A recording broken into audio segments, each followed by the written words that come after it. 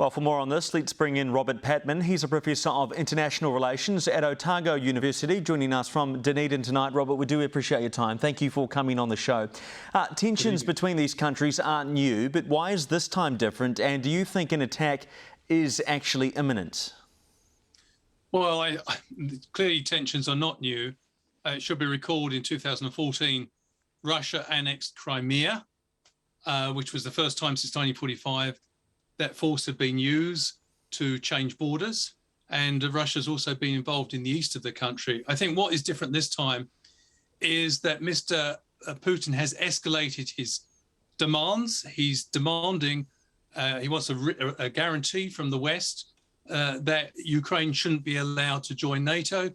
And that is seen as unacceptable to the United States and its allies. Robert, the United States has made it clear they will respond. How do you think they might do that, and what implications would that have for Eastern Europe? Well, what's interesting is a number of NATO countries, including countries in Eastern Europe, are now ferrying in arms to support the Ukraine. And Germany has refused to give arms as part of this effort, but it is giving a field hospital. And there is quite a concerted effort now. The British and the Americans are delivering arms. So in addition to immediate military aid, the Americans have said, Antony Blinken, Secretary of State, said as soon as the Russians cross the Ukrainian border, they will be confronted by wide-ranging measures, which he didn't specify, but I think will be pretty far-reaching financial sanctions and other economic and diplomatic measures. Robert, we've seen the United States decrease its involvement in foreign conflicts in recent years. Why is Ukraine so important?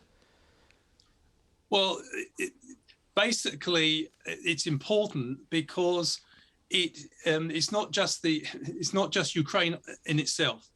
Part of the Ukraine has an elected government, the part which is not controlled by Russia, and you have a democratic elected government now being threatened by an authoritarian neighbor, Russia. So America and many other countries, including New Zealand, pluralist democracies, are fearful about the consequences of a democracy being overthrown by an authoritarian neighbor. That could have a sort of knock-on effect. Mr. Putin, if he gets away with this and doesn't encounter strong resistance, he could be tempted to push on and make demands on other countries in Eastern Europe. And I think that's why America believes, and its allies, has to make some sort of stand on this issue. It will be an interesting few days ahead. Professor Robert Patman, we appreciate your time. Thank you for coming on the program this evening. Thank you.